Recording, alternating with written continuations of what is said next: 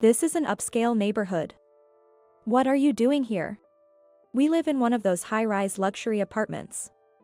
This area isn't for someone like you.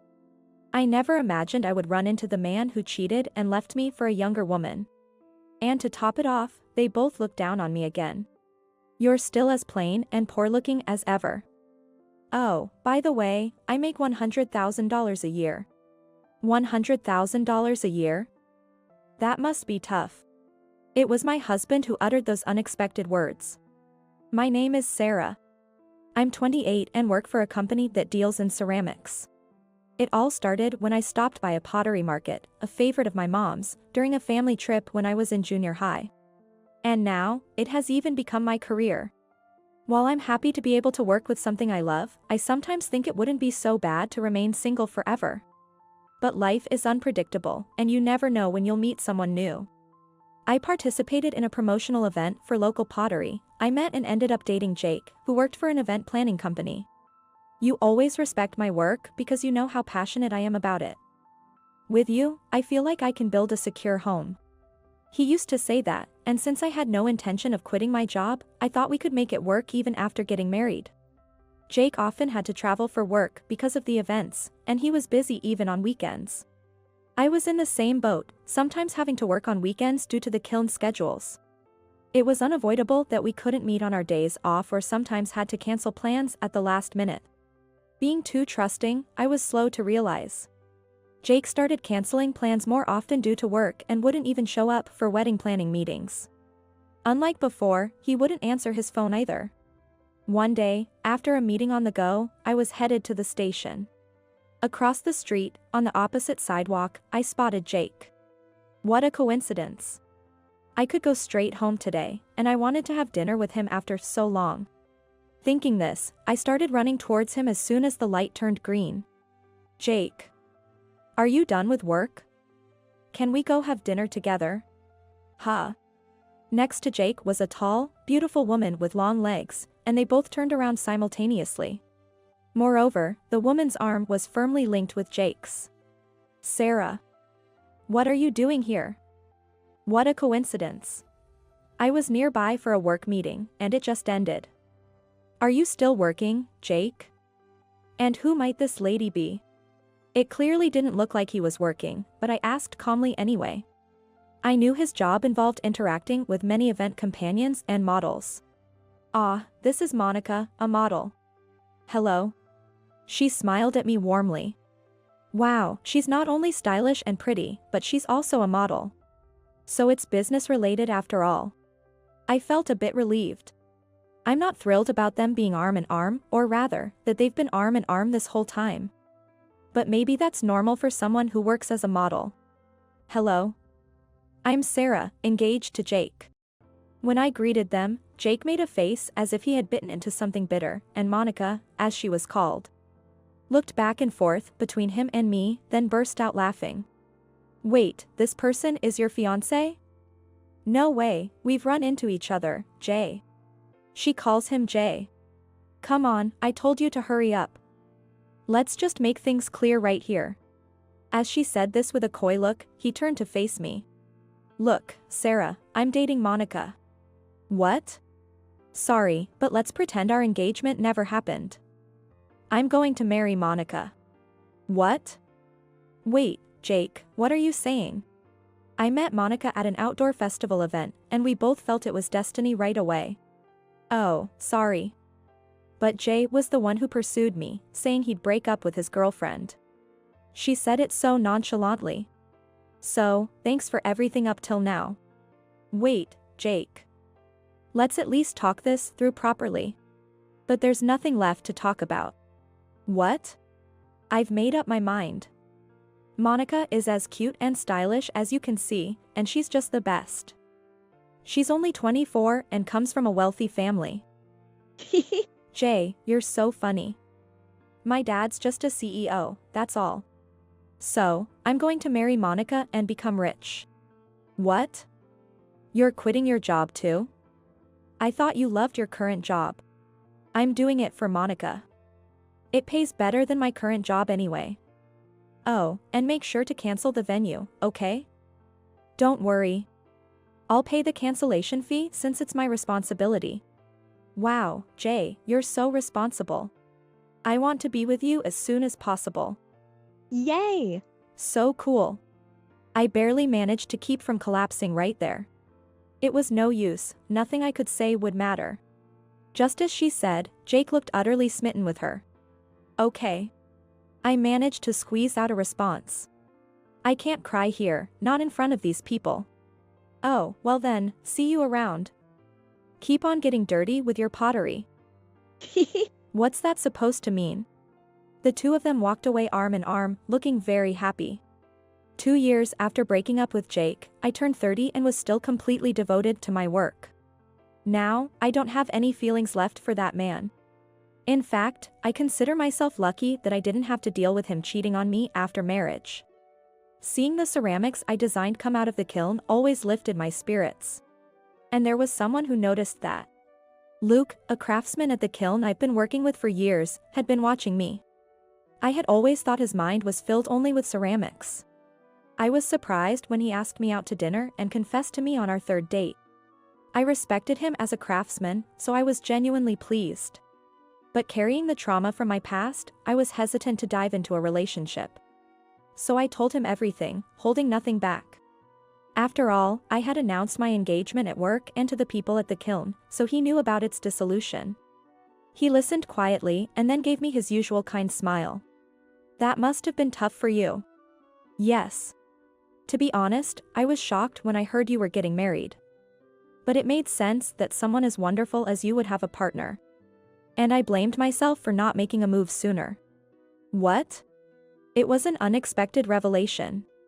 When you said your marriage was off, forcing a smile, I wanted to be there for you right away, but I thought you needed time.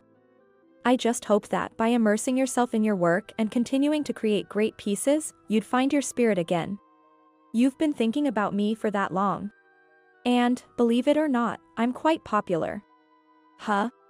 Maybe it's because my grandfather is wealthy, but I've had my fair share of advances from very beautiful women, and I've dated a few. But I never felt a spark. I enjoy playing with clay much more. Sure. He wasn't bragging or joking, just speaking matter-of-factly with a serious expression. It's this kind of naturalness. I thought, and then he looked straight at me. Sarah, you're the first person I've ever wanted to make happy. While I felt a slight urge to laugh, my heart also warmed. With him, I felt it would be okay. Naturally, I found myself saying, I'm happy. Please take care of me. A year later, Luke and I got married. Everyone at the company and the kiln celebrated with us. Since we wanted to continue working, we decided to live in 2 places at the beginning of our marriage. One was his family home near the kiln. I had heard his grandfather was wealthy, but I was astonished to see such a mansion. We live in a section of that mansion. In the future, we plan to leave my job and live here full-time, working together at the kiln. The other was a condo we rented near my company in the city center. The condo is still not fully furnished, so today we visited a nearby interior shop. That's where an unexpected encounter awaited us. It wasn't a pleasant one. As we were looking at the sofas, we heard a voice from behind. Is that the plain Jane, Sarah, over there? Jake. It had been over 3 years, but I couldn't forget him. My ex-fiancé, Jake, was standing there. And with him was his model girlfriend, Monica. I knew they had gotten married as they had declared. It was because his model girlfriend was loudly broadcasting it on social media and in magazines. But somehow, Monica didn't look as pretty as before, her expression seemed harsher, or somehow different. Come to think of it, I hadn't seen her in the media recently. Jake was smirking, but his face lacked vitality. This is an upscale neighborhood. What are you doing here? Oh, do you need a permit to shop in an upscale neighborhood? Really? You don't live around here, do you?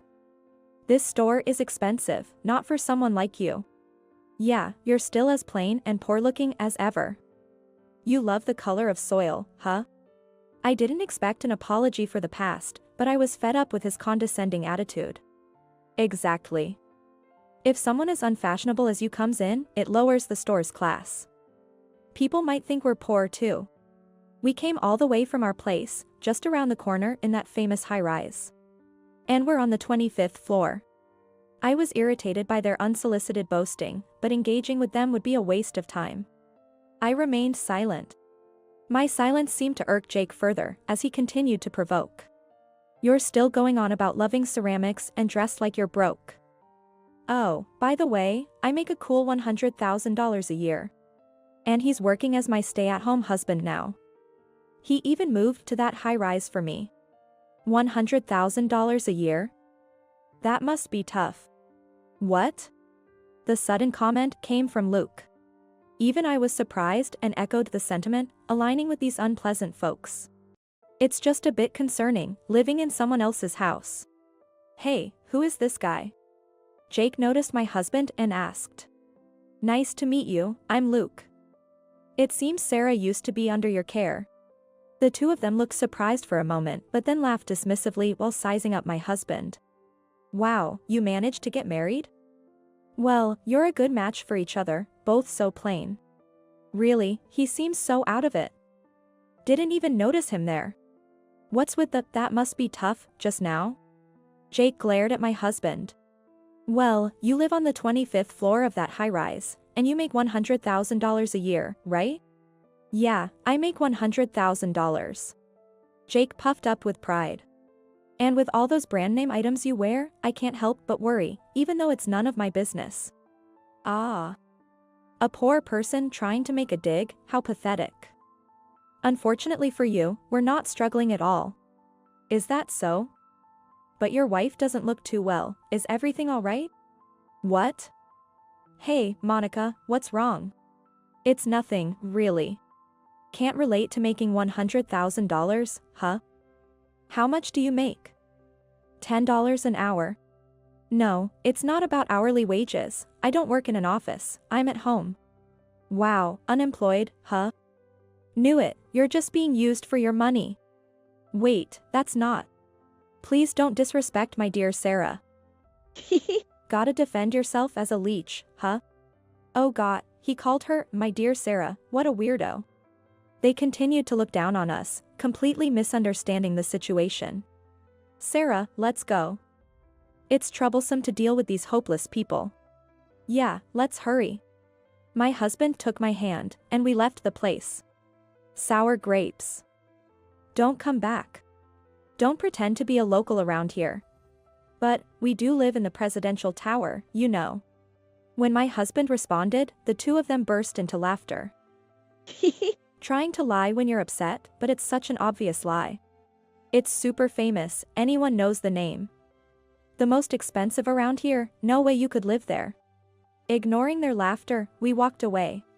I can't believe we ran into them here. I'm really sorry, Luke. As we walked, I apologized. I should be the one apologizing. It was rude of me to bring up money on our first meeting. It was inappropriate. Ha! I almost laughed out loud at my husband's serious response. Clearly, they were the rude ones. But they live in that tower nearby. It would be awful to run into them again. Our condo is also near here.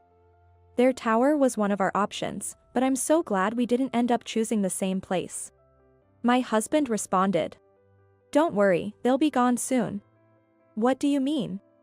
Isn't that lady's family wealthy? Do you know her name? Huh. I was confused by what my husband meant, staring at him blankly. A few days later. As my husband and I were about to leave through the entrance, we suddenly heard a voice. There you are. Wow, you really do live here. Jake and his wife appeared in front of us, making me wide-eyed. Why are you here? Please, help us. What? We're being kicked out of that high-rise. Oh. Why is that? Well, because of rent arrears. You haven't been paying your rent? Well, that's understandable then. It really had nothing to do with us. Just wait. They were okay with waiting for the payment until suddenly they said they couldn't wait anymore. It's because of your husband. This time, Monica shouted. And how is that my husband's fault? When I heard the name Smith, I couldn't believe it. Your husband owns that high-rise? She was visibly frustrated, her face turning red. It's not me, but my father. What? It originally belonged to my grandfather, but now I think it's under my father's name. Well, it doesn't really matter either way. The management company said if there's no further payment, they'll start eviction proceedings. That's only natural. It's not a charity. But that's why I said it must be tough with a $100,000 salary. What do you mean by that? Jake shouted. With a $100,000 income, a couple should be able to live quite comfortably.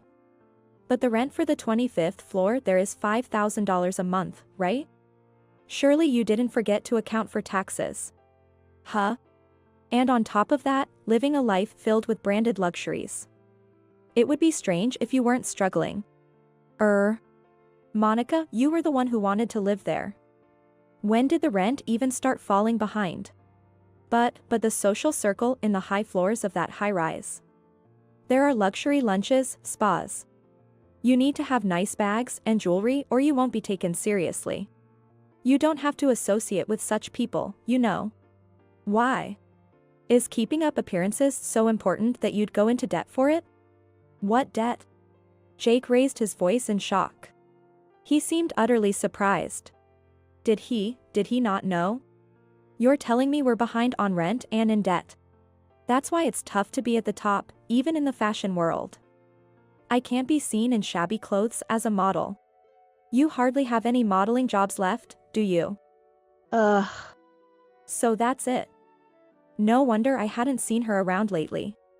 It seems like a tough industry, always bringing in younger and newer faces one after another. As I murmured, Monica glared at me with a fierce look. Shut up, you plain Jane. Damn it, what's with you? You said you'd handle the finances, and now you haven't even paid the rent. Jake confronted Monica. But her family is wealthy, right? You always boasted about that. Why not ask them for help? I offered a deliberately, or rather kindly, helping hand. But Sarah, her family's business has been struggling since last year, and they're not as well off. What? Wait. So, that must be why they couldn't pay the rent anymore. They must have been relying on her family's support until then.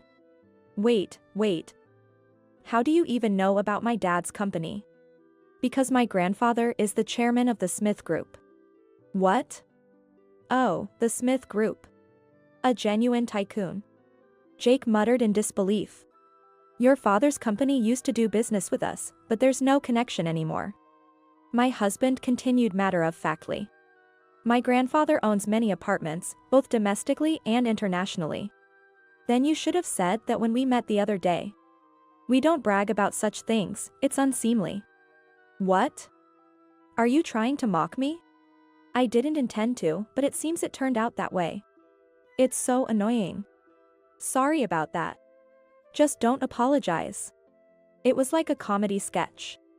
As I nearly laughed at their rapid exchange, Monica snapped at me. But that's not your money, is it? In the end, you're just living off your grandfather's wealth. I set her straight. Luke is a renowned ceramic artist. Huh? There are customers who wait months for his work. At the same time, we're making affordable items at the kiln for everyone. And our online sales always sell out. My husband has never relied on his grandfather's money. Don't lump him in with you. If we ever need help, we've been told they'd assist us. After a chuckle, my husband looked back at Jake and Monica with a serious expression. Normally, after 3 months of unpaid rent, the contract can be terminated and eviction proceedings started. And if there's still no payment, eviction can be enforced within another 2 to 3 months. That high-rise contract states this clearly, doesn't it? Oh. They waited 5 months for you because they believed your wife's story. What story?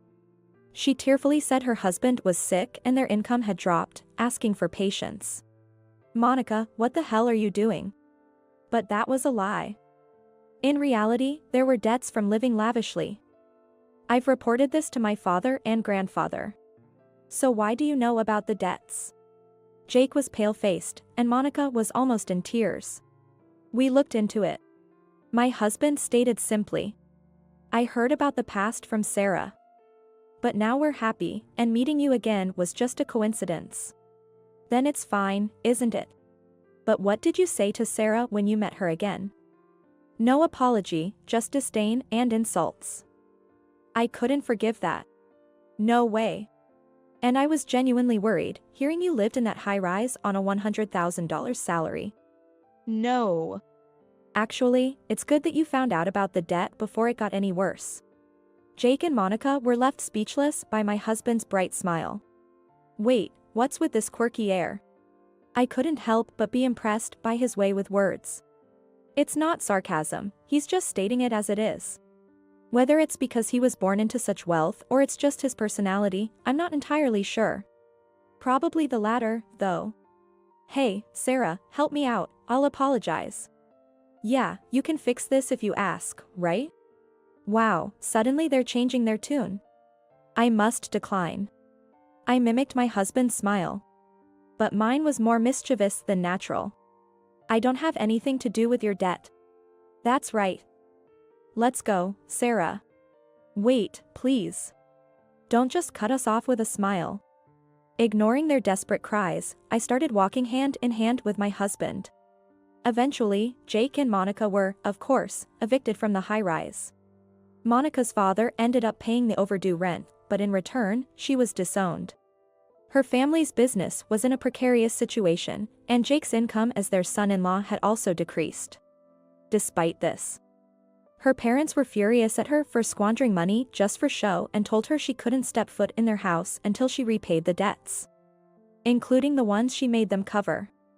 Jake, completely fed up with her, seemed to be considering divorce. But if he had indulged her and left the finances entirely in her hands, wasn't it partly his own fault? Monica had taken loans from dubious sources without her parents or Jake knowing, and now she was being chased by intimidating debt collectors.